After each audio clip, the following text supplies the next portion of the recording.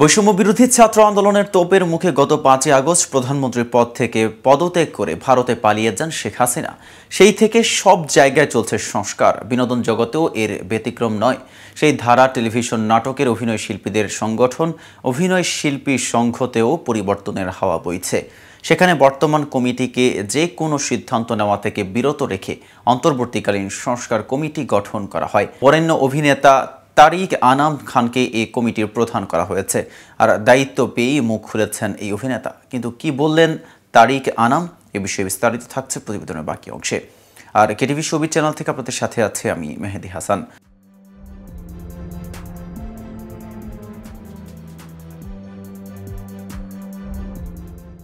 অভিনয় শিল্পী সংঘের বিরুদ্ধে নানান অভিযোগ তুলে সংস্কারের দাবি জানান শিল্পীরা। সেই দাবির পরিপ্রেক্ষিতে গত 18 সেপ্টেম্বর রাজধানীর মহাখালীর একটি কনভেনশন হলে জরুরি সভা ডাকে শিল্পী সংঘ। সেখানে বর্তমান কমিটিকে যে কোনো সিদ্ধান্ত নেওয়া থেকে বিরত রেখে অন্তর্বর্তীকালীন সংস্কার কমিটি গঠন করা হয়। বরেণ্য অভিনেতা তারিক আনাম খানকে এই কমিটির প্রধান করা হয়েছে। এই অভিনেতাকে প্রধান করা হলেও অন্তর্বর্তী সংস্কার কমিটির অন্য সদস্যদের নাম জানানো হয়নি বিশেষ সাধারণ সভায়। এই কমিটি গঠনেও নেতৃত্ব দেবেন তারিক আনাম খান।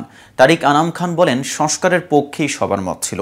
আমাদের প্রথম দায়িত্ব ছিল শিল্পীদের কি প্রয়োজন সেটি খুঁজে বের করা। আমাদের কার্যক্রম সবার জন্য খোলা থাকবে।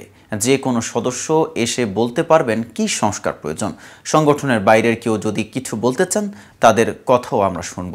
সবার মতামত নিয়েই সংস্কার প্রস্তাব সাধারণভাবে উপস্থাপন করা হবে। বিশেষ সাধারণ সভার আগে যেসব সংস্কারের কথা বলেছিলেন সংস্কারকামী শিল্পীরা, সেগুলোর মধ্যে রয়েছে অভিনয়কে রাষ্ট্রীয়ভাবে পেশা হিসেবে স্বীকৃতি এবং অন্তর্ভুক্ত করার জন্য পদক্ষেপ গ্রহণ, কর্মপরিকল্পনা বাস্তবায়ন, নতুন করে রেজিস্ট্রেশন সিস্টেম চালু, 3 ধরনের কোর্সের ভিত্তিতে ইন্ডাস্ট্রিতে অভিনয়ের যাত্রা শুরু করা, পেশাদার কার্ডের সুযোগ সুবিধা নিশ্চিত করা, রিফরমেশন অ্যাক্ট চালু, অভিনয় শিল্পীদের কাজের সুষ্ঠু, নিরাপদ, স্বাস্থ্যসম্মত ও সম্মানজনক পরিবেশ নিশ্চিত করা, shift system, overtime charge, date cancellation charge চালু, ন্যূনতম পারিশ্রমিক নির্ধারণ ইত্যাদি।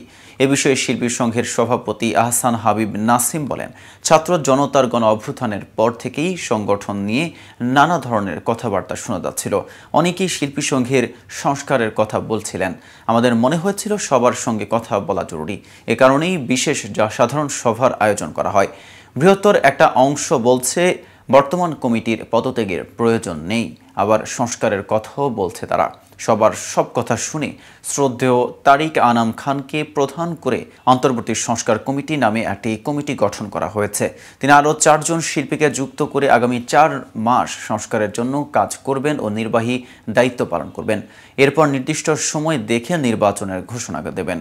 এ বিষয়ে শিল্পী সংঘের সাধারণ সম্পাদক রৌনক হাসান বলেছেন, তারিক আনাম খানের নেতৃত্বে অন্তর্বর্তী কমিটির মেয়াদ হবে 4 মাস। এই সময়ের মধ্যে সংগঠনের প্রয়োজনীয় সংস্কার নিয়ে কাজ করবে তারা। কমিটিকে পূর্ণাঙ্গ সহায়তা করবে বর্তমান কার্যনির্বাহী কমিটি। 4 মাস পর সাধারণ সভায় সংস্কার প্রস্তাব পাশ করার পাশাপাশি গঠিত হবে নির্বাচন কমিশন। নির্বাচনের পর বিজয়ী সদস্যদের কাছে সব দায়িত্ব বুঝিয়ে দেবেন বর্তমান কমিটির সদস্যরা।